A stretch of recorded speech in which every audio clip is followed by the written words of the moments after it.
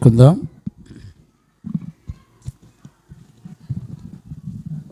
ప్రార్థన. మహాపరిశుద్ధుడైన తండ్రి, ఈ సాయంకాల వేళలో నీ దయను కనికరమును కన్నులారా చూచినట్లుగా నీ కృపను మీరు మాకు అనుగ్రహించిన అపారమైన నీ ప్రేమను బట్టి స్తోత్రాలు. నీ నామ ఘనత కొరకు మమ్మల్ని అందరినీ సజీవులుగా బ్రతకనిచ్చి నీ దయా జాలి కనికరము చేత శక్తి కలిగిన బలమైన నీ స్వరాన్ని వినడానికి ఇది నాన్న కృపను అనుగ్రహించినందుకు స్తోత్రాలు. తండ్రి, నీ స్వరం వింటూ ఉండగానే నాయనా నీ బిడ్డలమైన మాకు వెలుగు కలుగునట్లుగా సహాయం చేయండి. నీ వాక్యపు వెలుగులో ప్రతి రహస్య పాపాలన్నీ బట్టబయలవునట్లుగా కృప దయచేయండి. నీ చిత్తానికి విరోధంగా జరుగుతున్న ప్రతి దాని నుండి సంపూర్ణమైన విడుదలిచ్చి ప్రతి బిడ్డను కడిగి పవిత్రులుగాను పరిశుద్ధులుగాను చేసి నీ రాకడ కొరకు సిద్ధపరిచినందుకు కృతజ్ఞతాస్తుతులు చెల్లిస్తూ 2వ తిమోతి పుస్తకం 4వ అధ్యాయము 11 నుంచి 14 వరకు నీ సత్యవాక్యమును ధ్యానం చేసుకోవడానికి మీరు మాకు అనుగ్రహించిన ఈ భాగ్యం కొరకై కృతజ్ఞతాస్తుతులు చెల్లిస్తూ యేసయ్య నిన్ను అడిగి పొంది ఉన్నాము తండ్రి, ఆమెన్. ప్రార్థన ఆలకించి అడిగినవన్నీ పొందుకునే భాగ్యం ఇచ్చి నడిపించిన యేసయ్యకు స్తోత్రము చేయదమో. స్తోత్రం స్తోత్రం స్తోత్రం స్తోత్రం స్తోత్రం. తండ్రి, కుమార, పరిశుద్ధాత్మ దేవునికి స్తోత్రము చేయదమో. స్తోత్రం స్తోత్రం స్తోత్రం స్తోత్రం స్తోత్రం. ఆమెన్. మన ప్రభు అయిన యేసయ్యకు మహిమ ఘనత ప్రభావములు కలుగునుగాక. Praise Lord. మనందరం కూడా 2వ తిమోతి పుస్తకాన్ని మనందరం కూడా దేవుని సన్నిధిలో ప్రభు సన్నిధిలో నేర్చుకుంటూ ఉన్నాము. ప్రభు యొక్క కృప సమాధానములు మనందరికీ తోడయుండి నడిపించునుగాక. ఆమెన్. Praise Lord. చాలా సంతోషం. మనం గత లాస్ట్ సెక్షన్లో 2వ తిమోతి పుస్తకం 9 నుండి 11 వచనాల వరకు మనం నేర్చుకున్నాము. మళ్ళొకసారి ఆ మాటలు జ్ఞాపకం చేసి నేను మరలా 12 నుంచి 11 నుంచి 14 వరకు ఇది నాన్న ధ్యానం చేసుకుందాం. చదవండి నాన్న. నా యొద్దకు త్వరగా వచ్చుటకు ప్రయత్నము చేయుము. నా యొద్దకు త్వరగా వచ్చుటకు ప్రయత్నము చేయుము. దేమా ఇహలోకమును స్నేహించి నన్ను విడిచి తెస్సలోనికకు వెళ్ళెను. క్రెస్కే గలతీయకును తీతు దల్మతీయకును వెళ్ళిరి. లూకా మాత్రమే నా దగ్గర ఉన్నాడు. మార్కును వెంటబెట్టుకొని రమ్ము. అతడు పరిచారము నిమిత్తము నాకు ప్రయోజనకరమైన వాడు. దేవునికి మహిమ కలుగునగాక. ఇదంతా కూడా లాస్ట్ సెక్షన్ లో మనందరం ఈ విషయాలన్నీ కూడా చదువుకున్నాం. వాస్తవానికి ఈ 4వ అధ్యాయం 9వ వచనం నుండి 22వ వచనం వరకు చాలా విలువైన విషయాలు పౌలు చెప్పడాన్ని మనం చూస్తున్నాం. సహజంగా చదివినప్పుడు అర్థం కాకపోవచ్చేమో కానీ వాస్తవానికి కొంచెం ధ్యానించగలిగితే చాలా లోతైన విషయాలు బయలుపరచబడతాయి. ఇక్కడ ఇంచుమించుగా ఈ 9వ వచనం నుండి 22 వచనాల వరకు దగ్గర 9 లేక 10 అంశాలు చాలా క్లారిటీగా ఇక్కడ జరుగుతున్నట్టుగా మనం చూడొచ్చు. మొదటిది మనం ఆల్రెడీ లాస్ట్ సెక్షన్లో మనం చూసాం. ఏంటిది అని అంటే, పౌలు తన జీవితంలో ఆశ కలిగినటువంటి జీవితాన్ని ప్రత్యక్షపరిచాడు. పౌలుకి ఏం ఆశ ఉంది అని అంటే, పౌలుకి తిమోతిని చూడాలని ఆశ ఉంది. పౌలు జీవితంలో 4 రకాల గుంపుల వాళ్ళు ఉన్నట్టుగా మనం లాస్ట్ సెక్షన్లో మనం చూసాం. ఏంటి ఆ గుంపుల వాళ్ళు అని అంటే, ఒకటి ఆయన ఇష్టపడిన గుంపును చూడాలని ఆశ కలిగి ఉన్నాడు అపోస్తలుడైన పౌలు. రెండవ గుంపు వాళ్ళు ఎలాగున్నారంటే, మనం కనుక దేవుని లేఖనాల ప్రకారంగా చూడగలిగితే పౌలుతో పాటు శ్రమలలో పౌలుకు తోడై ఉండి అంతం వరకు నమ్మకంగా ఉన్నటువంటి వాళ్ళను మనం చూడవచ్చు పౌలు కన్నా బిడ్డల్లో. అలాగే మూడవ గుంపు వాళ్ళని గనుక మనం చూస్తే అందులో కొంతమంది అపోస్తలుడైన పౌలును విడిచిపెట్టి మధ్యలోనే వదిలేసి వెళ్ళిపోయిన గుంపును మనం చూడవచ్చు. నాలుగో గుంపు వాళ్ళను చూస్తే అసలు అపోస్తలుడైన పౌలును చంపాలని కూడా చూసినటువంటి గుంపులు ఉన్నాయి. ఇక్కడ మనం ఈ 9వ వచనం నుండి 22 వచనాల వరకు మనం చూస్తే జనరల్గా అనిపిస్తుంది, కానీ పౌలు చుట్టూ ఈ 4 రకాల గుంపులు ఉన్నాయి. పౌలు ఇంతకీ ఎందుకు తిమోతికి ఈ 4 రకాల గుంపుల గురించి చెప్పాలి? అది కారణం ఏంటి అని అంటే, ఒక ముగింపు వరకు కూడా తిమోతి నమ్మకస్తుడుగా ఉండాలి. అంటే పౌలు యొక్క ఆశ ప్రకారంగా పౌలు తన యాత్రను ముగించేటప్పుడు ఈ 4 రకాల గుంపులు, అంటే ఒక విశ్వాసి కానివ్వండి, ఒక దైవజనుడు కానివ్వండి, తన సేవా జీవితంలో కానివ్వండి, లేకపోతే విశ్వాసి యొక్క జీవితం కానివ్వండి, క్రొత్త నిబంధనలో ముగింపు కాలాల్లో నమ్మకస్తులుగా ఉండి మోసగించిన వాళ్ళు ఉంటారు. ముగింపు కాలంలో పౌలయ్య లాంటి పరిశుద్ధులను చంపాలని చూసేవాళ్ళు ఉంటారు. పౌలయ్యని విడిచిపెట్టకుండా శ్రమలలో తోడయుండి అంతవరకు చివరి వరకు నమ్మకంగా ఉండే పిల్లలు ఉంటారు. దైవజనుడు ఇష్టపడేటువంటి బిడ్డలు కూడా ఉంటారు. అంటే ఒక మాదిరిని పౌలు తిమోతికి చూపిస్తున్నాడు. ఈ రోజుల్లో చాలామందికి అర్థం కాని పరిస్థితులు ఈ లోకంలో ఉన్నాయి. సేవా విధానాల్లో జరిగేటువంటి పరిస్థితులు పౌలు యొక్క జీవితం ద్వారా దేవుని యొక్క సంకల్పాన్ని ప్రత్యక్షపరుస్తున్నాడు.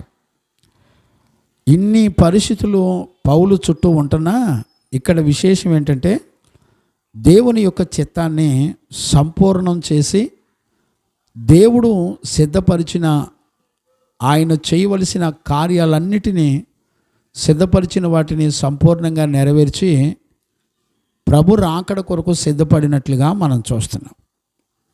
ఇది మొదటి అంశంగా మనం చూసాం లాస్ట్ సెక్షన్లో. ఈరోజు 2వ సెక్షన్లో మనం గమనించవలసింది ఏంటంటే, ఒక మంచి టీం ఇక్కడ ఉన్నట్లుగా మనం చూడొచ్చు. ఏ టీం ఉంది అంటే, ఈ టీం అంతా ఎలాంటి టీం అంటే, పౌలు దగ్గర ఉన్నటువంటి టీము ఒక్కొక్కరికి ఒక్కొక్క చరిత్రను మనం బైబిల్లో చూడవచ్చు. కొంతమంది గురించి కొన్ని విషయాలు బైబిల్లో రాయకపోయినప్పటికీ వాళ్ళు ఎలాంటి నమ్మకస్తులై పౌలుతో పాటు ప్రయాణం చేసి చివరి వరకు ఎంత నమ్మకంగా ఉన్నారో మనందరం చూడవచ్చు. అంటే పౌలు సేవ చేసిన దినాలన్నిటిలో అక్షరాల పౌలును పోలినటువంటి పరిశుద్ధులైన ఒక టీమును కన్నాడు. ఇప్పుడు తిమోతిని చూడండి.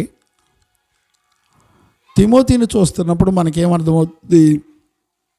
బాల్యదినం నుండి ఉపదేశంలోనూ విశ్వాసంలోనూ చక్కగా పెంచి పెద్దవాడిని చేసి సేవకుడిని చేసి సేవను అప్పగించి అంతవరకు పౌలును వెంబడించే అతి శ్రేష్టమైన వ్యక్తిగా తిమోతిని మనం చూడవచ్చు.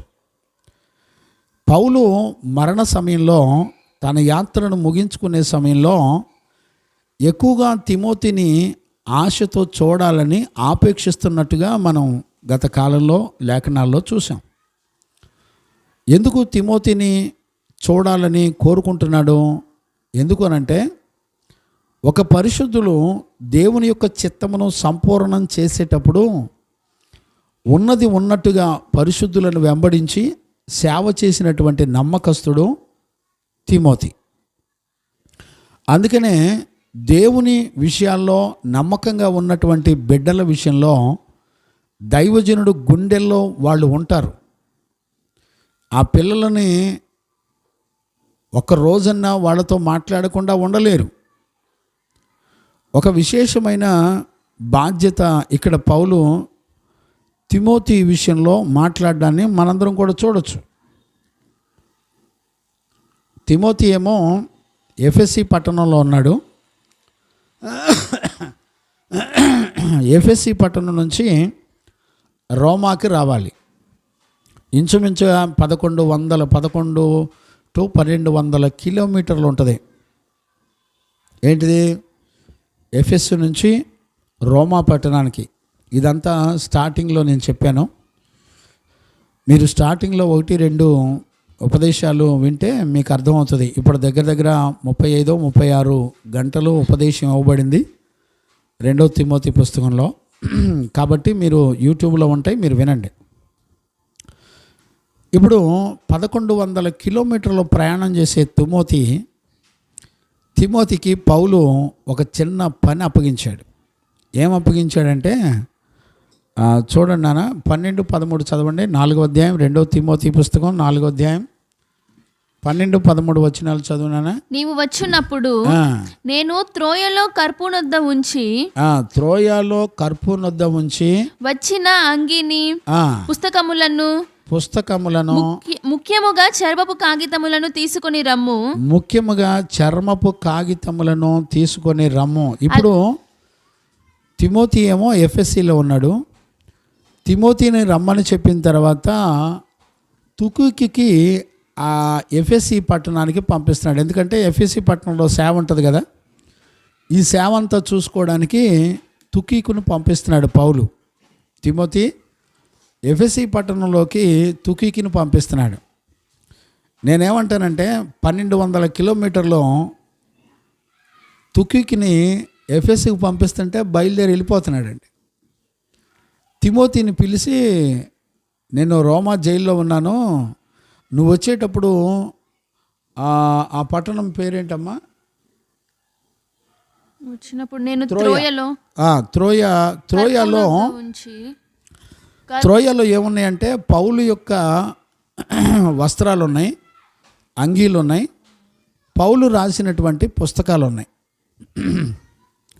వీటి కోసం పౌలు ఏమంటాడంటే, తిమోతి నువ్వు వస్తున్నావు కదా, వస్తా అటు వెళ్ళి నా అంగీను నేను రాసిన పత్రాలు ఉన్నాయి, తోలు ఇవన్నీ తీసుకొని రమ్మన్నాడు. చూడండి, మళ్ళీ మధ్యలో ఎఫెసీలో నుంచి బయలుదేరిన తర్వాత రోమాకి రావాలంటే 2 సముద్రాలు దాటాలి. రోమాకి రావాలంటే మధ్యలో కాలి నడకన కొన్ని 100 కిలోమీటర్లు నడవాలి మధ్యలో. ఇప్పుడు 1100 కిలోమీటర్లు నడిచి పౌలు చెప్పిన పని చేయడానికి అప్పగించుకున్నాడంటే తిమోతి విశ్వాసం ఎంత ఘనమైందంటారు? వాళ్ళ మధ్యలో ఉన్న బాండింగ్ ఎంత చక్కటి బాండింగ్ అంటారు. నేనేమంటున్నానంటే పౌలు చుట్టూ ఉన్న వ్యక్తులందరూ చిన్నోళ్ళు కాదండి. పౌలు చుట్టూ ఎవరెవరు ఉన్నారు తెలిసిన? తిమోతి ఉన్నాడు, పౌలయ్య ఉన్నాడు, ఇంకెవరు ఉన్నారు? లూకా ఉన్నాడు, మార్కు ఉన్నాడు, క్రెస్కీ ఉన్నాడు, తీతు ఉన్నాడు, తుకీకు ఉన్నాడు, కర్పు ఉన్నాడు. గమనించారండి? క్రిస్కే ఉన్నాడు. ఎంతమంది ఉన్నారు చూడండి. వీళ్ళందరి జీవితాలు, మార్కు ఉన్నాడు, లూకా ఉన్నాడు, వీళ్ళందరి జీవితాలు ఏంటి? వీళ్ళు ఎలా సమకూర్చబడ్డారు? పౌలు ఎలా కన్నాడు సురేష్ అయ్య ఎలా కన్నాడు? నేనేమంటానంటే ఒక దైవజనుడిని వెంబడించడానికి ఇంతమంది టీము, ఇంకా కనపడకుండా ఉన్నటువంటి టీం కూడా ఉంటాయి. పౌలు ముగింపు అవసాన దశలో వీళ్ళందరి పేర్లు మెన్షన్ చేసి రాస్తున్నాడండి. నాకు లాస్ట్ సెక్షన్ వరకు నాకు అర్థం కాల, జనరల్గా చదివాను అంతే. కానీ నేను వాక్యం ధ్యానం చేస్తున్నప్పుడు ఇంతమందిని కలుపుకొని ఎలా చేయగలిగాడు పౌలు? నాకు అనిపిస్తుంది వీళ్ళందరికీ ఒక సర్వెంట్ లాగా పనిచేసి ఉంటాడు పౌలయ్య. ఒక సర్వెంట్ మాదిరిగా పనిచేసి ఉంటాడు. ఇప్పుడు యేసు ప్రభు కనుక 12 మంది శిష్యులు కడినట్టుగా ఒక సర్వెంట్ మాదిరిగా వాళ్ళ మధ్యలో చాలా దీనుడే నడిపించబడ్డాడేమో అని అనిపిస్తుంది. దీనత్వం ద్వారా, తగ్గింపు ద్వారానే ఆత్మ కలిగించు ఐక్యత ఉంటుంది. మరలా చెప్తున్నాను, గుర్తుపెట్టుకోండి. ఎదుటివారి పట్ల దీన మనసు కలిగి కాళ్ళు కడిగి అంతగా తగ్గించుకునే మనసు ఉన్నప్పుడు మాత్రమే ఆత్మ కలిగించే ఐక్యత వస్తుంది. అంటే నా ఉద్దేశం ప్రకారం పౌలు యొక్క మైండ్ కానీ అతని హృదయం కానీ ఆత్మ కలిగించేటువంటి ఏకత్వం కానీ ఇప్పుడు చదివిన వాళ్ళ పేర్ల అందరి కూడా ఒకే మైండ్, ఒకే హృదయం, ఒకే ఆలోచన ఉంటుంది. వాళ్ళకి ఇక వేరే తలంపు అనేది వాళ్ళకి లేదు. నేనంటాను, వాళ్ళకున్న ఆలోచన అంతా ఎలాంటి ఆలోచన అంటే, వాళ్ళంతా యేసుక్రీస్తు యొక్క సిలువను గురించినటువంటి వార్త ప్రకటించి అనేకులను నాశనములో నుండి, మరణములో నుండి విడిపించి కాపాడి రక్షించాలనే తలంపు తప్ప నాకు తెలిసి ఇంకా వేరే ఏం ఉండదు. అంటే ప్రతి ఒక్కరికి నేనంటాను, పౌలును సంతోషపడడానికి సేవ చేసి ఉంటారా, సేవకు వచ్చి ఉంటారా? అలా ఏం కాదే. ఈవెన్ పౌలుని అడిగినా కూడా ఏమంటారు, పౌలయ్య నువ్వు సేవ ఎందుకు చేసావనంటే పౌలయ్య ఏమంటాడు, అయ్యా నేను నా ప్రభు అయిన యేసుక్రీస్తు నిమిత్తం, నేను ఆయన గుణాతిశయములు ప్రకటించు నిమిత్తం నేను సేవ చేశాను అని అంటాడు. పౌలు కోసం వీళ్ళందరూ సేవ చేయడానికి రాలా అండి.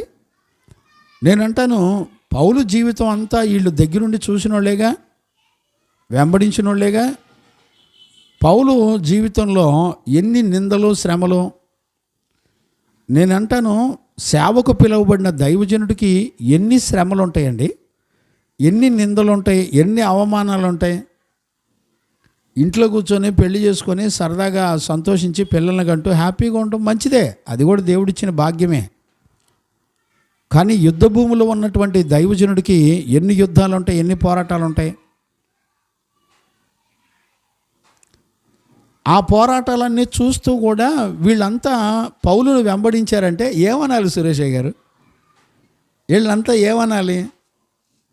వస్త్రహీనులు అయ్యారు, దిగంబరులు అయ్యారు, దూషించబడ్డారు, సొంతోళ్ళ చేతిలోనే మోసగించబడ్డారు, అవమానాలు పొందారు. ఎంతోమంది కొట్టారు పౌలైని. పౌలైతో పాటు దొరికిన వాళ్ళు దొరికినట్టు వీళ్ళని కూడా బాధ ఉంటారు, కొట్టుంటారు. నా శ్రమల్లో నన్ను వెంబడించిన వాడు అని అంటాడు తిమోతి గురించి, చూసారా? కానీ పౌలును వదిలిపెట్టలా. మీరు గమనించారా? పౌలును వదిలిపెట్టలా.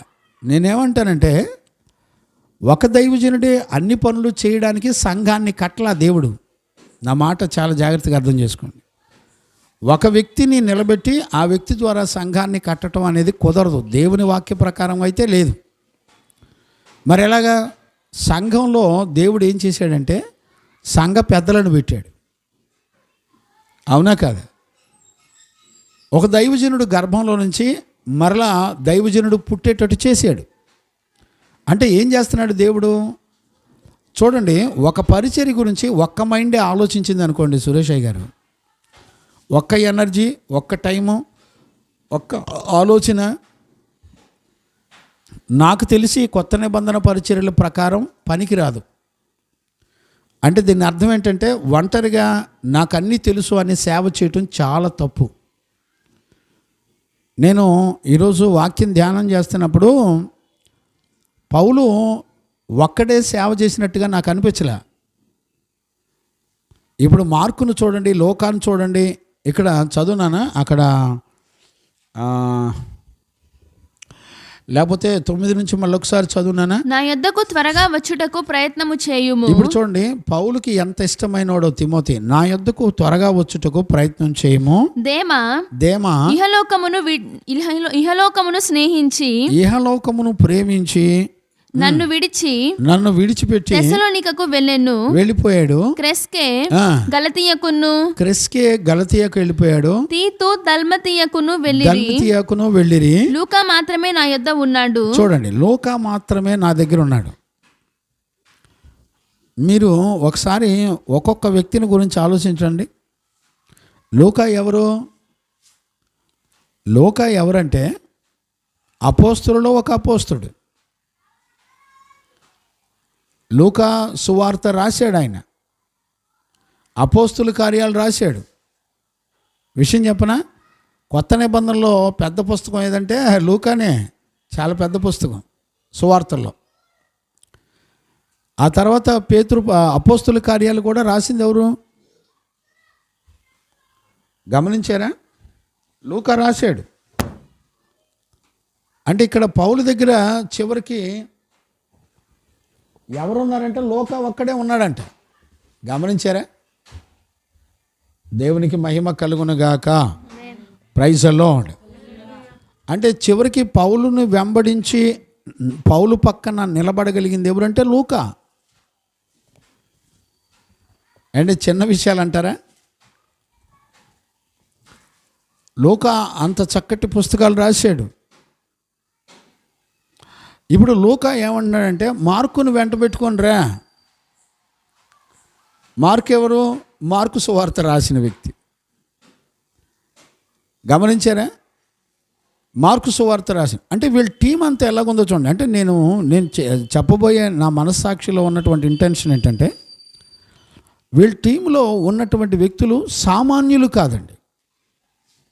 ఏ పరిస్థితిలో ఎప్పుడు అంటే వీళ్ళు పౌలు ముగింపు అవసాన కాల దినాల్లో సంఘం వెలుపల శ్రమలు జరుగుతున్నాయి, సంఘం లోపల దుర్బోధలు జరుగుతున్నాయి. ఒక పక్క శ్రమలలో జైల్లో ఉన్నారు. ఇలాంటి పరిస్థితుల్లో పౌలైన వెంబడిస్తూ నమ్మకంగా ఉన్న టీం, నేనంటాను 12 మంది అపోస్తుల తర్వాత భూమిని తలకిందులు చేసే టీం ఏదైనా ఉందంటే ఇదేనేమో అనిపిస్తుంది. దేవునికి మహిమ కలుగునుగాక.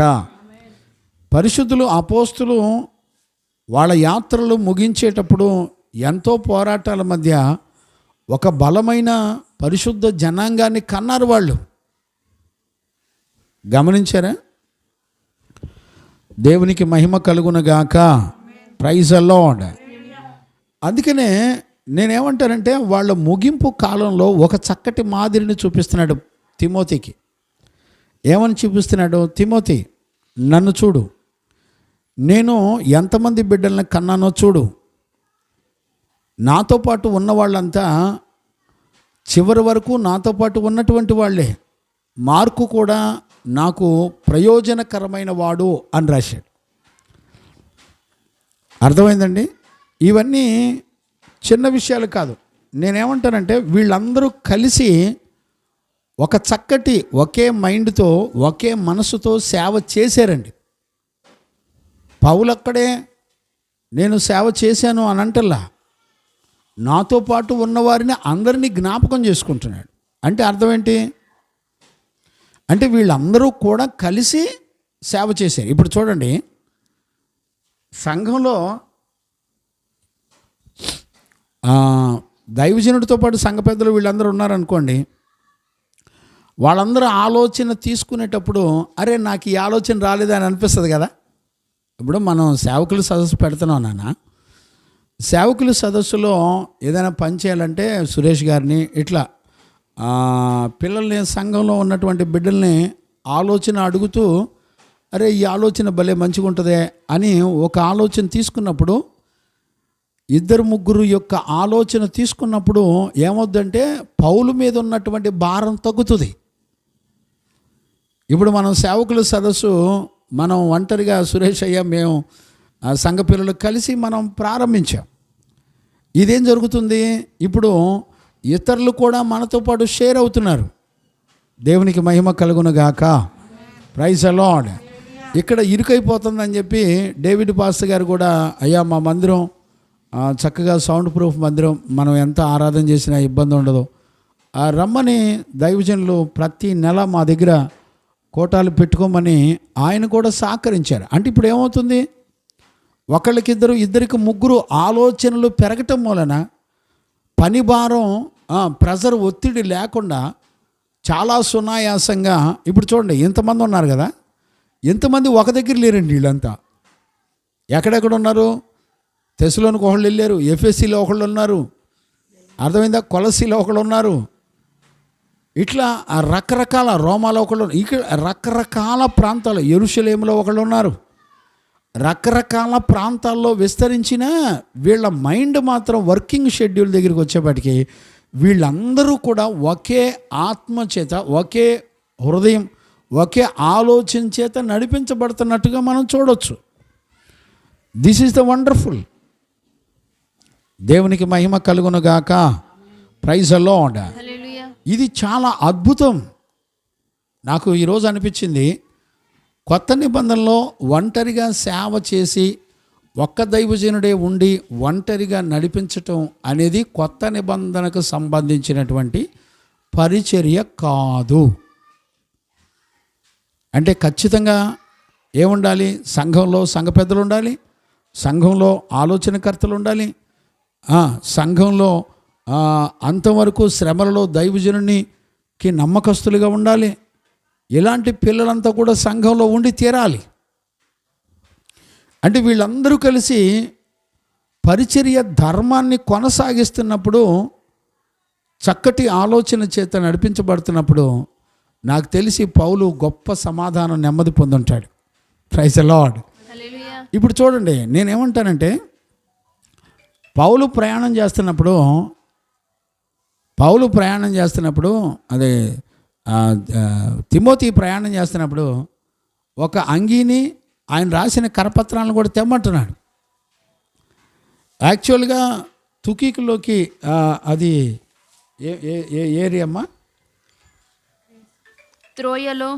త్రోయలోకి వెళ్ళాలంటే తిమోతి దగ్గర కొన్ని కిలోమీటర్లు నడవాలి, ఒక సముద్రాన్ని దాటాలి. దాటిన తర్వాత అప్పుడు త్రోయాలోకి వెళ్తారు. త్రోయాలోకి వెళ్ళి అక్కడికి వెళ్ళి ఏం తీసుకోవాలి? అంగీని, పుస్తకములను, చర్మపు చుట్టల్ని, పుస్తకాలని, ముఖ్యముగా చర్మపు కాగితాలని తీసుకోవాలి. అక్కడి నుంచి తీసుకొని మళ్ళీ ఏం చేయాలి? మళ్ళీ నడవాలి, మళ్ళీ ప్రయాసపడాలి, మళ్ళీ సముద్రం దాటాలి. ఇప్పుడు కనుక ఏదైనా ఒక పని చెబితే సముద్రం దాటాలంటే వెంబడించేవాళ్ళు ఉంటారా సురేష్ గారు?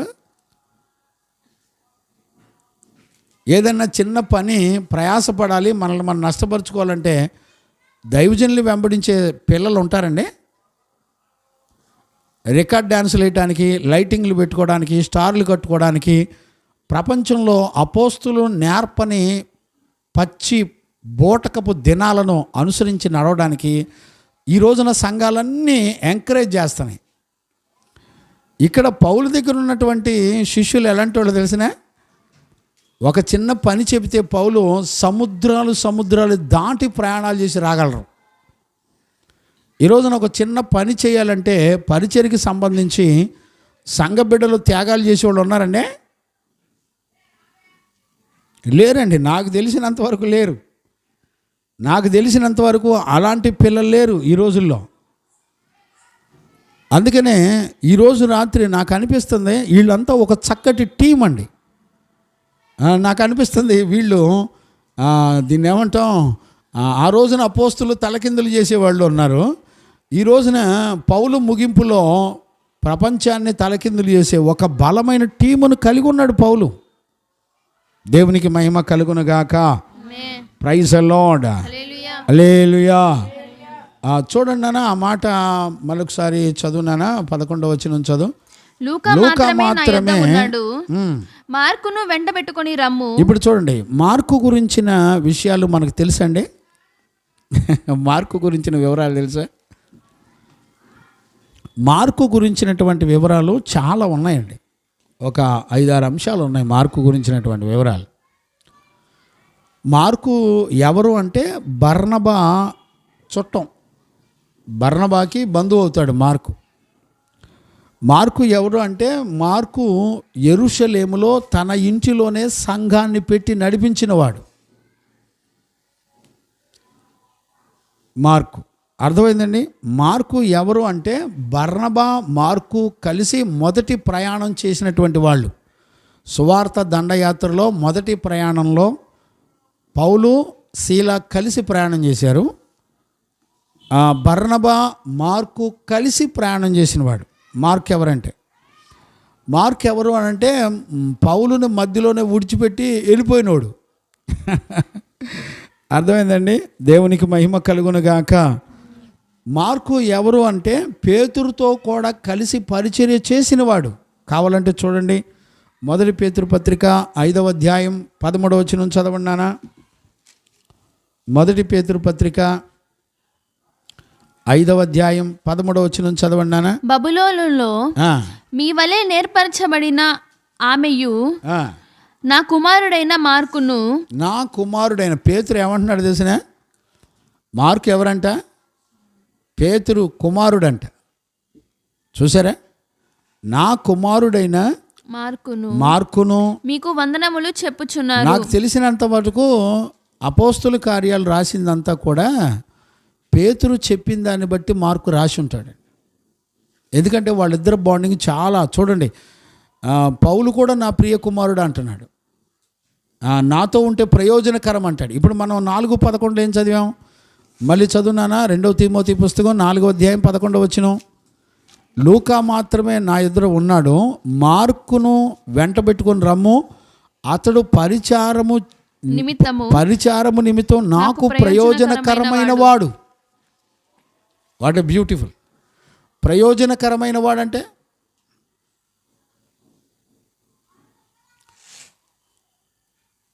ఒక పాత్ర ఉంది, పరిశుద్ధపరచబడిన పాత్రను దేవుడు ప్రయోజనకరంగా వాడుకుంటాడని రాయబడింది. అంటే మార్కు ఇప్పుడు ఎలాంటి వాడంటే పౌలు దృష్టికి చక్కటి ప్రయోజనకరమైన వాడు అని రాయబడింది.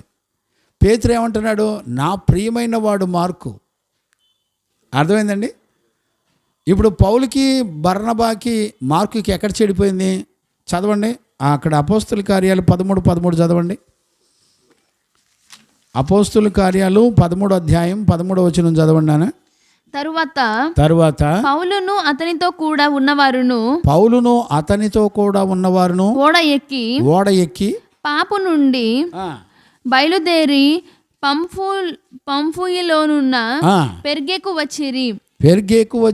అచ్చట యోహాను వారిని విడిచిపెట్టి యెరూషలేమునకు తిరిగి వెళ్ళెను. అక్కడ యోహాను అంటే మార్కు, జాన్ మార్క్ అంటారు. మీరు కావాలంటే అపోస్తుల కార్యాలు 12:12 చదవండి నాన్న. ఇట్లు ఆలోచించుకొని అతడు మార్కు అను మారు పేరు గల యోహాను తల్లి అయిన మరియ ఇంటికి వచ్చెను. అక్కడ మారు పేరు కలిగినటువంటి వాడు యోహాను మార్క్, జాన్ మార్క్. అంటే మార్కు కాదు, ఉత్తి మార్కు కాదు, జాన్ మార్క్ అని కూడా అనొచ్చు. అర్థమైందండి? ఇప్పుడు 13:13 చదువునానా. అపోస్తుల కార్యాలు 13:13. తర్వాత పౌలును అతనితో కూడా ఉన్నవారును ఓడ ఎక్కారు. పాపు నుండి బయలుదేరి. ఎందుకని? పంపు నుండి బయలుదేరి వాళ్ళు మొదటి ప్రయాణం బయలుదేరారు. వాళ్ళు మొదటి దండయాత్ర, సువార్త యాత్రకు బయలుదేరారు. పంపూలియాలోనున్న పెర్గేకు వచ్చిరి. అచ్చట యోహాను వారిని విడిచిపెట్టి యెరూషలేమునకు తిరిగి వెళ్ళెను. ఇప్పుడు చూడండి, అంటే మార్క్ ఎక్కడికి వెళ్ళిపోయాడు? మధ్యలో పౌలును వదిలిపెట్టి వెనక్కి వెళ్ళిపోయాడు. అందుకనే 15:37 ఏమంటాడు? అపోస్తుల కార్యాలు 15వ అధ్యాయం 37 చదువునానా. అప్పుడు మార్కు అను మారు పేరు గల యోహాను వెంట పెట్టుకొని పోవుటకు బర్నబా ఇష్టపడెను. అయితే పౌలు పంపూలియాలో పని కొరకు తమతో కూడా రాక తమను విడిచిన వానిని వెంట పెట్టుకొని పోవుట యుక్తము కాదని తలంచెను. ఇప్పుడు చూడండి, మార్కయ్యని మిషనరీ జర్నీకి రమ్మన్నాడు, పౌలుతో పాటు వెళ్ళాలి. మనోడు ఏం చేశాడంటే మధ్యలో మానేసి యెరూషలేంకి వెళ్ళిపోయాడు. యెరూషలేంకి వెళ్ళినప్పుడు యెరూషలేం నుంచి బర్నబా వాళ్ళిద్దరు కలిసి మరలా సేవకి వెళ్ళారు. పౌలును విడిచిపెట్టి వెళ్ళిపోయినందుకు మళ్ళీ పౌలు మార్కుని ఏమాత్రం కూడా అంగీకరించలే. ఒప్పుకోలే.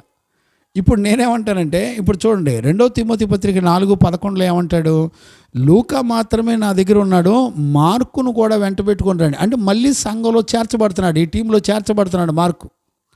అంటే మధ్యలో ఏం జరిగి ఉంటుంది నాకు తెలిసి, మధ్యలో మార్కు చాలా పశ్చాత్తాపడి ఉంటాడు, మార్కు చాలా రియలైజేషన్ అయ్యి ఉంటాడు. నేను పరిశుద్ధుల్ని మిషనరీ పరిచర్యకి వెళ్ళేటప్పుడు మధ్యలో మానేసి నేను యెరూషలేంకి వెళ్ళిపోయాను, యెరూషలేం సంఘానికి వెళ్ళిపోయాను అని చెప్పి దిద్దుబాటు చేసుకొని ఉంటాడు నాకు తెలిసి. లేకపోతే మళ్ళీ పౌలు ఎందుకు పిలుస్తాడు? అవసాన దశలో మీరు మార్కును కూడా వెంట పెట్టుకొని రాని ఎందుకు పిలుస్తాడు? తిమోతిని పిలిచినట్టు. అంటే నాకు తెలిసి మార్కు ఎంత అతడు నాకు ప్రయోజనకరమైన వాడని రాశాడు. నిజంగాండి, ఒక దైవజనుడి చేత ఒక సంఘ బిడ్డ అలాంటి సాక్ష్యాన్ని పొందాలి. దేవునికి మహిమ కలుగునుగాక. Praise the Lord. అలాంటి సాక్ష్యాన్ని పొందాలి. ఒక పరిశుద్ధుడి నోట నిన్ను మర్చిపోవడానికి ఇష్టపడకూడదు. అలా అప్పగించుకుంటారండి. భర్తకి భార్య అప్పగించుకుంటుంది మర్చిపోనంతగా, భార్య భర్తకు అప్పగించుకుంటారు మర్చిపోనంతగా, తల్లిదండ్రులు బిడ్డలకి అప్పగించుకుంటారు మర్చిపోనంతగా. కానీ ఒక నీతిమంతుడికి, దైవజనుడికి ఒక కుటుంబం నమ్మకంగా అప్పగించుకుంటుందండి. శ్రమలు రాగానే అసలు ఏమి సేవరా నాయనా చిచ్చి, యుద్ధ భూమిలో ఉండేవాడికి తెలుస్తుంది శ్రమ అంటే ఏంటో. ఒడ్డు మీద కూర్చొని చక్కగా కుటుంబ జీవితం చేస్తా హ్యాపీగా ఉండేవాడికి ఏమర్థమైంది? ఏమర్థమైందండి సురేషయ్య గారు? ఈ రోజుల్లో దైవజనుడి చేత నమ్మకస్తులుగా పిలువబడేవాళ్ళు లేరండి. ఒకవేళ మార్కయ్య కొంచెం ఆ మొదటి జర్నీలో వదిలిపెట్టి వెళ్ళినా తన మనసు మార్చుకొని వచ్చాడు కాబట్టి ఈ రోజున మార్కు గురించి పౌలు అన్నాడు, అతను ఉండడం వల్ల నాకు ప్రయోజనకరం. ఎంత శ్రేష్టమైన మాట అండి. పేతురు అంటున్నాడు, అతడు నాకు నమ్మకస్తుడు, అతడు యథార్థపరుడు, నమ్మకస్తుడు అని చెప్పుకుంటున్నాడండి. నేనంటాను, ఇంకా నేను రెఫరెన్స్ టు రెఫరెన్స్ వెళ్ళట్లా, అక్కడ జరుగుతున్న సిచ్యువేషన్ని నేను జరుగుతున్న మూమెంట్ అంతా ఎక్స్ప్లెయిన్ చేస్తే వస్తున్న పరిస్థితులు ఇవి. అక్కడ జరుగుతున్న వివరణలో చెప్తున్నప్పుడు వాళ్ళు సంఘంలో ఎంత నమ్మకస్తులుగా ఉన్నారు. ఇంకా సంఘంలో మాసిదోనియా సంఘం అయితే ఎలాగుంది? మాసిదోనియా సంఘం అయితే అసలు ఎలాగున్నారు చదవండి. 2 కొరింథీ పుస్తకం 8వ అధ్యాయం మొదటి నుంచి చదువునానా. మరి ఇన్ని 100 కిలోమీటర్లు ప్రయాణం చేస్తున్న అపోస్తులు, తిమోతి, పరిశుద్ధులు వీళ్ళంతా ఇన్ని 100 కిలోమీటర్లు, తీతు వీళ్ళంతా ప్రయాణాలు చేస్తున్నారు కదా. మరి ఇన్ని 1100 కిలోమీటర్లు ప్రయాణం చేస్తుంటే మరి వీళ్ళ ఖర్చులేంటి, తిండి ఏంటి, అవసరాలేంటి, ఎన్ని ఉంటాయి నాన్న సంఘంలో? ఇవన్నీ కూడా అవసరాలు తీర్చడానికంట సంఘాలు ఎట్టున్నాయి చదువునానా. సహోదరులారా, మాసిదోనియా సంఘములకు అనుగ్రహింపబడి ఉన్న దేవుని కృపను గురించి చూడండి. ఒక కృపను గురించి చెప్తున్నాడు రాయపు గారు. కృప ఉందంట మాసిదోనియా సంఘంలో, దేవుని కృప ఉందంట. ఏంటి ఆ కృప అంటే? బిల్డింగులు కట్టుకోవటం కాదు. అర్థమవుతుందండి? ఏమని రాశాడు? చదువునానా. మీకు తెలియచేయుచున్నాను ఎలాగనగా వారు బహుశ్రమ వలన పరీక్షింపబడగా. శ్రమలలో మాసిదోనియా అనే ప్రాంతంలో ఉన్న సంఘం అంట బహుశ్రమల వలన పరీక్షించబడ్డారంట. ఏంటా శ్రమ? అత్యధికంగా సంతోషించి మరియు వారు నిరుపేదలైనను. వాళ్ళు ఎలాంటి వాళ్ళంట? చాలా నిరుపేదలంట. ఏ రోజు తెచ్చుకుంటే కూలి ఆ రోజు తిని బతికేటువంటి జీవితాలు. నిరుపేదలైనప్పటికీ వారి దాతృత్వం అంటే ఏంటి? సేవకి ఇవ్వటంలో బహుదాతృత్వం కలిగినటువంటి వాళ్ళు ఈ కృప విషయములోను పరిశుద్ధుల కొరకైన పరిచర్యలో పరిశుద్ధుల కొరకైన పరిచర్యలో పాలు పంపులు పొందుతూ మనఃపూర్వకముగా మమ్మును వేడుకొనుచు. చూడండి, మళ్ళీ వాళ్ళు ఏమన్నారు తెలిసిన? ఆ కడు పేదవాళ్ళు అయ్యుండి, అయ్యా ఇదిగో ఈ డబ్బులు తీసుకొని సేవలో వాడండి అయ్యా, ప్లీజ్ అయ్యా, ఆత్మలను రక్షించండి అయ్యా అని కడు పేదవాళ్ళు డబ్బులు తీసుకెళ్ళి సేవకులు పరిశుద్ధుల అవసరాలు తీర్చబడడానికి ఇస్తున్నారంటే డబ్బులు. ఈ రోజున సంఘం ఇచ్చే డబ్బులన్నీ ఏం చేస్తున్నారు? లైటింగ్లకి, స్టార్లకి, డ్యాన్సులకి, రికార్డ్ డ్యాన్సులకి. ఏమండి? దేనికి ఖర్చు పెడుతున్నాడో ఎవడికి అర్థం కావట్లే, దేవుని దగ్గర లెక్క ఏం చెప్తారో ఎవడికి అర్థం కావట్లే. వాక్యానుసారంగానైనా ఖర్చు పెట్టేది. అదేమనంటే దావీదు నాట్యం ఆడుతున్నాడా? దావీదు నాట్యం ఆడినప్పుడు అపోస్తులకి తెలియదండి మనందరం కూడా నాట్యం ఆడాలని? అపోస్తులు చెప్పడం చేత కదా సంఘాలకి? దావీదు నాట్యం ఆడాడు అబ్బాయి, కొత్త నిబంధనలో మనందరం డ్రామాలు వేసి నాట్యం ఆడదాం, సంతోషిద్దాం, ఎగురుదాం, ఎగిరే కోటాలు పెడదాం అని చెప్పి సంఘాలకు చెప్పొచ్చుకో. కొత్త నిబంధనలో ఇలాంటి చెత్త పద్ధతులు సంఘాలకు నేర్పల. బైబిళ్ళు చదివేవాళ్ళు లేరు. నేనంటాను యేసుప్రభుని కన్నా మరియకును వాళ్ళ యోసేపుకి వాళ్ళ చుట్టాలకి యేసుప్రభుని కన్నా డేట్ తెలియదండి. మనలో మనమాట తెలీదా? తెలిసిన వాళ్ళు ఎక్కడన్నా బయట పెట్టారా? పెట్లా. ఈ రోజున సేవకులు పుట్టినరోజులు పెళ్లి రోజులు ఇవన్నీ అన్యజనులు చేసే పద్ధతులు. మీరు చదవండి బైబిల్లో చదివి తెలుసుకోండి, జ్ఞానం తెలుసుకోండి. పుట్టినరోజులు అన్యజనులు చేస్తారు. కానాను ఐగుప్తులో ఇశ్రాయేలు ప్రజలు శ్రమలు పడ్డారు. కానాను పాలు తేనెలు ప్రవహించే దేశానికి నడిపించాడు. చదవండి మీరు ఆదికాండం 40వ అధ్యాయం 20వ వచనం చదవండి.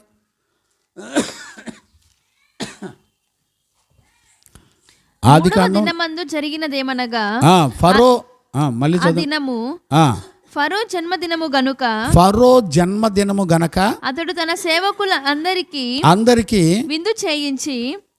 విందు చేయించాడంటమ్మా. పుట్టినరోజులకి అన్యజనులైన ఐగుప్తు రాజు విందు చేయించాడంట.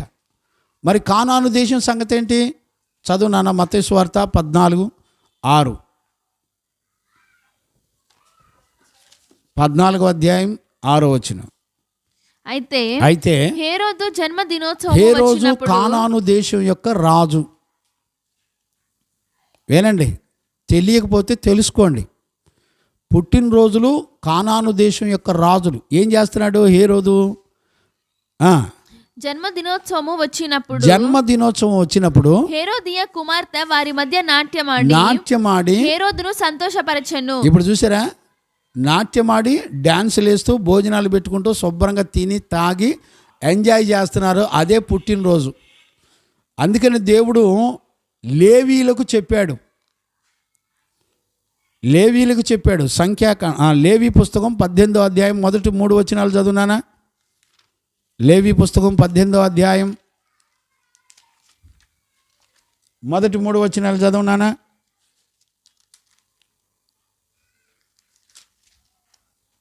మరియు యెహోవా మోషేకు ఇలాగు సెలవిచ్చెను. మోషేకు చెప్తున్నాడు యెహోవా. ఏమని చెప్తున్నాడు? నేను మీ దేవుడనైన యెహోవానని నీవు ఇశ్రాయేలీలతో చెప్పుము. మీరు నివసించిన ఐగుప్తు దేశాచారముల చొప్పున. చూసారా, మీరు నివసించిన ఐగుప్తు దేశం యొక్క ఆచారాల చొప్పున మీరు చేయకూడదు, మీరు చేయమాకండి. నేను మిమ్మును రప్పించుచున్న కానాను దేశాచారముల చొప్పున. చూసారా, ఐగుప్తు ఆచారాలు కానాను దేశం యొక్క ఆచారాల్లో ఏమున్నాయి? పుట్టినరోజులు, దినాలు, దాన్ని ఏమంటాం, డ్యాన్సులు, భోజనాలు, తిండి, కోటాలు.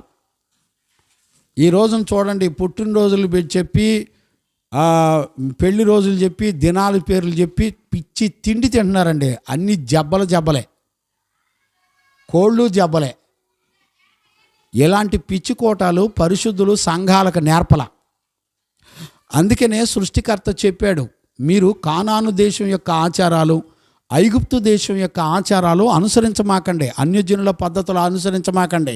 చెప్పింది ఎవరికి? లేవీలకి, యాజకులకి చెప్పిన తర్వాత ఏం చేశాడు ఆయన? మీరు అలా తిని చేస్తే మాత్రం మీరు అపవిత్రులు అవుతారు. చదవండి అక్కడ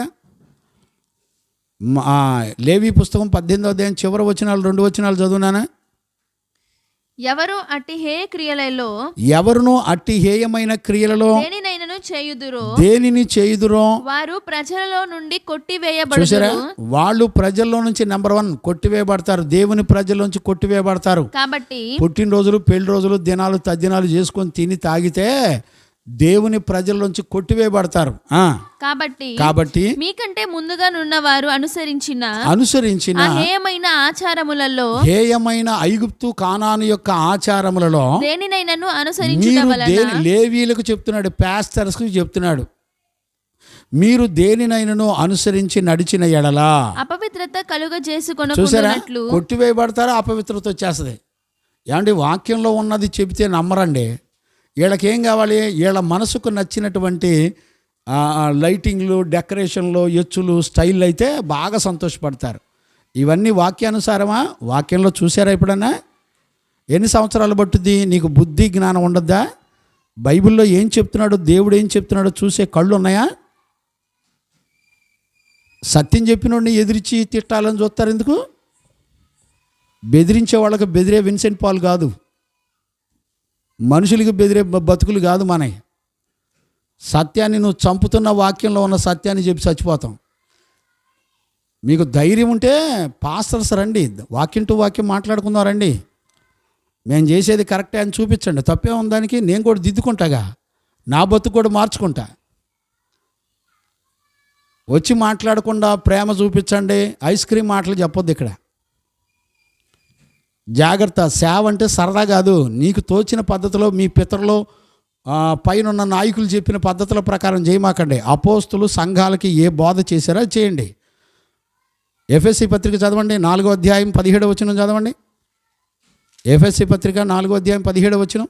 కాబట్టి అన్యజనులు నడుచుకున్నట్లు పౌలు ఎఫెసీ సంఘానికి చెప్తున్నాడు, బాబు మీరు అన్యజనులు నడుచుకున్నట్లు మీరు ఇక మీదట నడుచుకొనవలదు.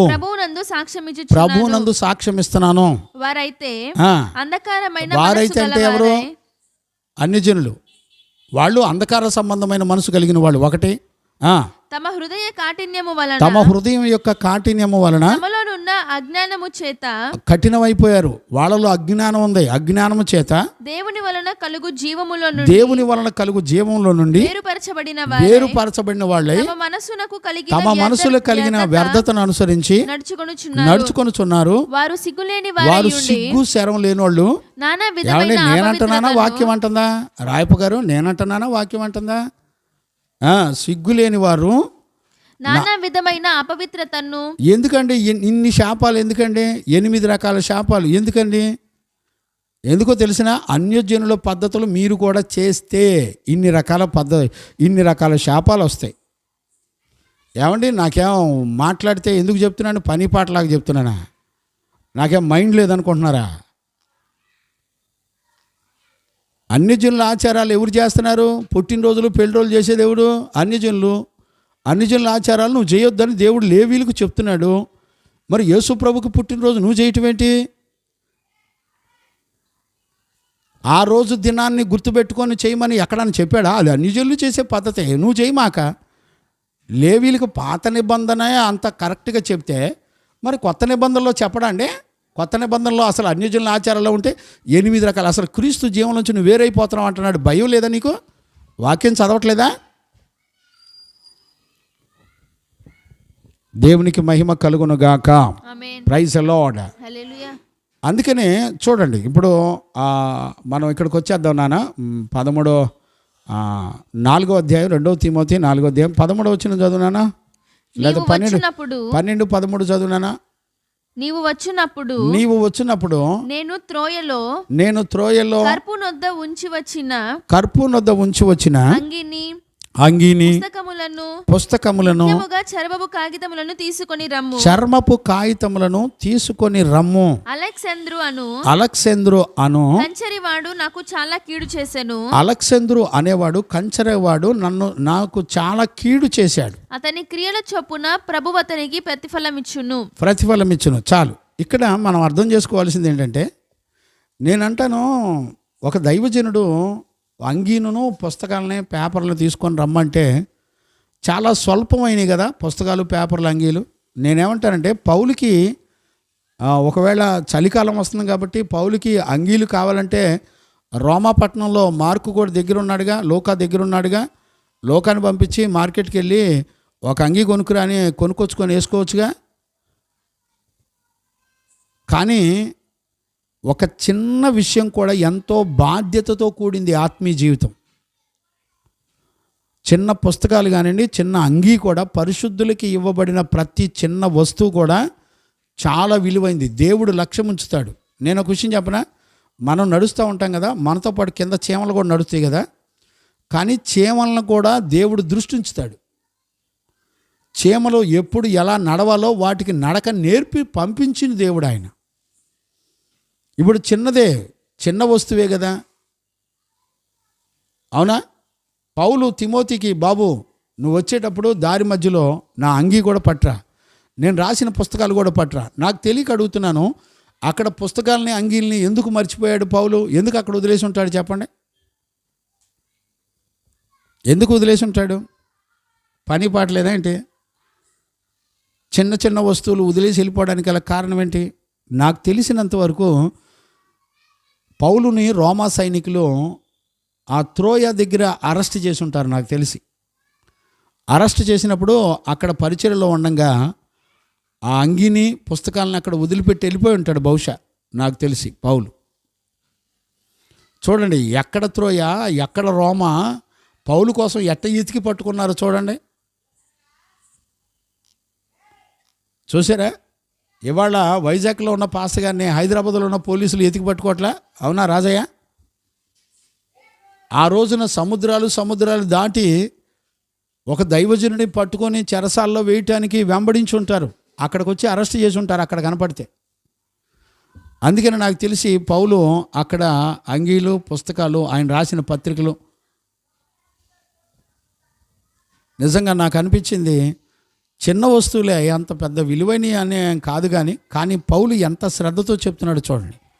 బాబు అక్కడ నా అంగీలు ఉన్నాయి, నేను రాసిన పుస్తకాలు ఉన్నాయి. నేను అంటాను, నాకు ఒక చిన్న డౌట్, సురేష్ అయ్య గారు, ఒక చిన్న డౌట్. దేవుని ముఖదర్శనం చూసి, ప్రత్యక్షత చూసి రక్షించబడినోడేగా, మళ్ళీ పుస్తకాలతో ఏం పని పౌలుకి? పుస్తకాలతో ఏం పని? మీకు ఒక విషయం చెప్పనా,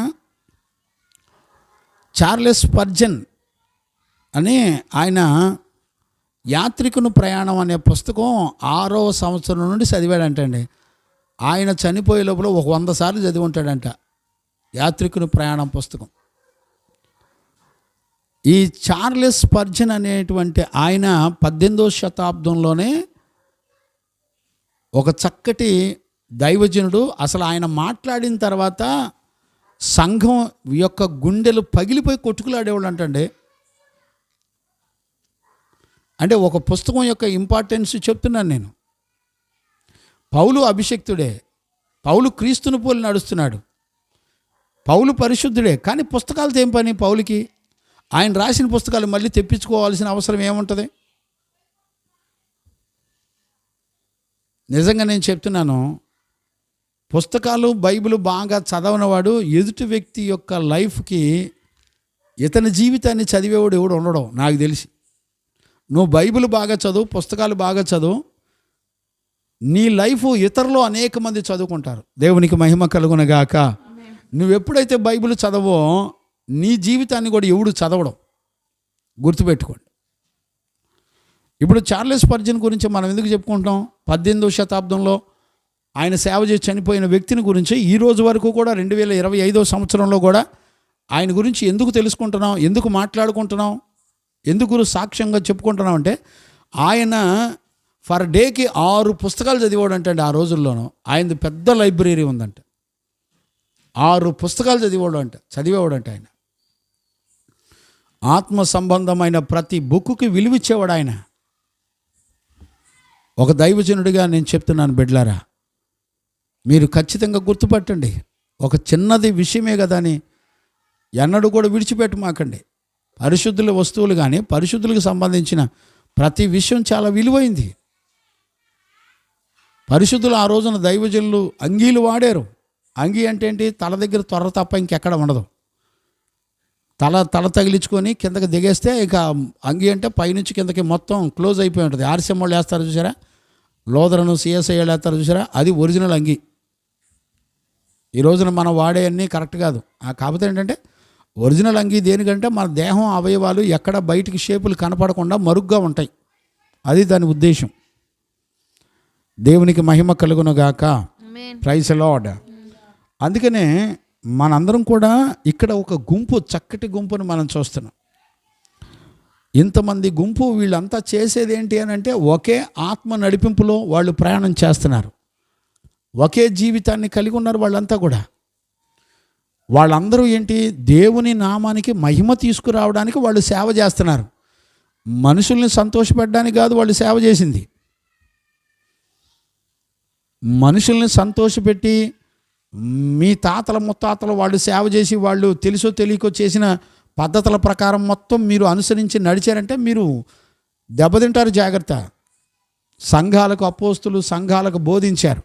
నేను అంటానండి, పౌలు 3వ ఆకాశంలోకి వెళ్ళి దేవదూతల స్వరాన్ని విని అన్ని ప్రత్యక్షతలు కలిగినాడు. నేను రాసిన పత్రికలన్నీ పట్టుకురా అంటున్నాడంటే ఏంటి అసలు? ఎంత విలువైనవి అంటారు? బ్రతికొండగానే పరలోకంలో సంఘం ఉన్నట్టుగా దర్శనం చూసినటువంటి మహాపరిశుద్ధుడు. ఏమన్నా అల్లాటప్ప మనిషి కూడా కాదు కదా. నేను క్రీస్తుని పోలి నడుస్తున్నాను, నన్ను పోలి మీరు నడవండి అని చెప్పినాడు. ఒక అంగీ విషయంలో ఎందుకు అంత శ్రద్ధ తీసుకుంటున్నాడు? ఎందుకు బుక్స్ విషయంలో అంత శ్రద్ధ తీసుకుంటున్నాడు అంటే దేవుడు తనకిచ్చిన ప్రతి వస్తువు విలువైంది. నేను అంటాను, ఒక చిన్న చీమను గురించి కూడా దేవుడు పట్టించుకుంటున్నాడే, ఒక చిన్న దోమను గురించి కూడా దేవుడు పట్టించుకుంటున్నాడే. ఆయన కృప లేకుండా ఇవన్నీ రాలేదే. అంటే ప్రతి చిన్న ఈవెంట్ విషయం కూడా ఆయన పట్టించుకుంటాడు. ఈరోజు నువ్వేం చేస్తున్నావో, ఏ ఆచారబద్ధమైన పద్ధతులకి నువ్వు ఎన్ని వేలు ఖర్చు పెడుతున్నావో దేవుడు చూడలేదా? నువ్వు మనుషుల్ని బెదిరించగలవేమో కానీ దేవుని బెదిరించలేవు కదా. దేవునికి మహిమ కలుగునుగాక. Praise the Lord. హల్లెలూయా. హల్లెలూయా. కనుక ఈరోజు రాత్రి మనకు అర్థం కావలసినటువంటి అతి ప్రాముఖ్యమైనటువంటి విషయం ఏంటి అనంటే, ఒక ఐక్యతతో కూడినటువంటి అందరూ కలిసి దేవుని చిత్తాన్ని నెరవేర్చడానికి ఏక మనసు ఏక హృదయం కలిగి పరిశుద్ధాత్మ చేత నడిపించబడుతున్నప్పుడు వాళ్ళందరూ ఏక హృదయం కలిగి సంఘాన్ని కాపలా కాసి పెంచుతారండి. ప్రతి గొర్రెని మనుషుల చేత కల్పించబడిన పద్ధతుల వైపు వెళ్లకుండా కాపాడుతాడండి కాపరే. ఈ రోజున కంచే చేను మేస్తే కాపరే దుర్బోధకుల చేత వాక్యంలో లేని పద్ధతులు సంఘాలకి నేర్పటం వలన వాళ్ళందరూ ఏమైపోతారు? ఈ ఆత్మలన్నీ ఎక్కడికి వెళ్తాయి? నువ్వు దేనికి సేవ చేసేది? మనుషుల చేత కల్పించబడిన పద్ధతులు దైవోపదేశములను నన్ను బోధించి నన్ను వ్యర్థంగా ఆరాధిస్తాడని రాశాడు కదా. అపోస్తులు సంఘాలకి ఇట్లాంటి పద్ధతులు నేర్పారా? చూడరాదు, వాక్యం చదవరండి. నా మీద ఎందుకండి కోపం? నేనేదో శత్రువులాగా. నన్ను కొట్టి తిడితే ఏమవుతుంది మీకు? ఏమీ రాదు. నన్ను ఎంత అన్నది తిట్టుకోండి, ఏమీ రాదు. మీ ఎదుట మౌనంగా నుంచొని ప్రయాణం చేస్తాను తప్ప నేనేం చేయలేను కదా. మిమ్మల్ని క్షమించమని ప్రార్థన చేయటం తప్ప ఏం చేయలేను. ఈరోజు నా ఫోటోలు వీడియోలు నీకెందుకు నానా? తగ్గువాటి ఎందుకు మనసు ఉంచమన్నాడు. నీకెందుకు? నీ రూపంతో నీకేం పని? నీ పోలికలతో నీకేం పని? పావురాల బొమ్మలతో నీకేం పని? పరిశుద్ధాత్ముడు పావురం వలె అనంటే పావురం వలె అంటే పావురాన్ని ఎత్తవా ఏంటి? వాక్యం పెట్టి అక్కడ. వాక్యం ఏమో చిన్నగా, బొమ్మలేమో పెద్దగా. ఎక్కడ నేర్చుకున్నారండి? ఇవాళ క్యాలెండర్ నిండా చచ్చిపోయిన మనుషుల యొక్క ఫోటోలు. ప్రాణం పెట్టి మనుషులకి రక్తాన్ని కార్చి ప్రాణం పెట్టి పరిశుద్ధ జీవితం ఇచ్చింది యేసు ప్రభు. వాక్యమై ఉన్న క్రీస్తుని గణపరచరాదా? క్యాలెండర్ల నిండా మనుషుల బొమ్మలు ఎందుకు? చెప్పేది దేవుని వాక్యం కదా. దేవుని వాక్యానికి భయపడే మనస్సాక్షి లేదా? నేనంటాను, ఎంతమంది కలిసి ఎట్లా చేశారు సురేష్ అయ్య గారు? అసలు ఈ సేవ ఎట్లా చేశారు వీళ్ళంతా? ఆత్మ కలిగించు ఐక్యత. వీళ్ళందరికీ ఒకటే మైండ్ అండి. చూడండి, మధ్యలో విడిచిపెట్టిన వాళ్ళు విడిచిపెట్టేశారు.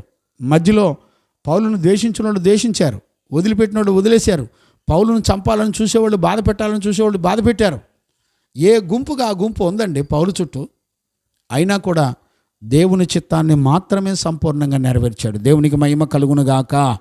ఈరోజు రాత్రి ఒక దైవజనుడిగా నేను మిమ్మల్ని అందరినీ బతిమలాడేది ఒకటే, మార్కులాగా మనసు మార్చుకోగాని మరలా పరిశుద్ధుల సహవాసంలోకి రాగలిగితే నువ్వు ధన్యుడు అవుతావు. ఈ రోజున సంఘం లేదు, పరిచర్యలు లేవు, ఊరికే గాలికి తిరిగే కుక్కల మాటలని సంఘ పిల్లలు వేరైపోయి వెళ్ళి తిరుగుతున్నారండి గాలి కుక్కలాగా రోడ్లెమ్మటి. ఏం చెప్తాను నేను? పరిశుద్ధుల మాట వినేవాళ్ళు లేరు. నేను అంటాను, పౌలుతో పాటు ఉండి ముగింపు వరకు తోడయ్యుండి ఒక చక్కటి బలమైన టీం యుద్ధం చేసిందండి. రెండో అంశం ఏంటంటే చక్కటి బలమైన టీం. మూడో అంశం ఏంటంటే ఆయన వస్త్రాలు, ఆయనకి ఇవ్వబడినటువంటి పత్రాలు, రాసినటువంటి పుస్తకాలు. ఈ మూడు అంశాలు. కాబట్టి ఈ రోజున సేవ విషయంలో ముగింపులో జరిగేటువంటి పరిస్థితులన్నిటినీ మనం గుర్తుపెట్టుకొని ప్రభు యొక్క రాకడ కొరకు మనం అందరం కూడా సిద్ధపడదాము గాక. ఆమెన్. మోకరించండి, ప్రార్థన చేసుకుందాం. స్తోత్రం స్తోత్రం స్తోత్రం స్తోత్రం స్తోత్రం స్తోత్రం స్తోత్రం స్తోత్రం స్తోత్రం స్తోత్రం. మహాపరిశుద్ధుడైన తండ్రి, ఈరోజు రాత్రి నీ దయను కనికరమును మా అందరిపై ఉంచినందుకు స్తోత్రాలు నాయనా.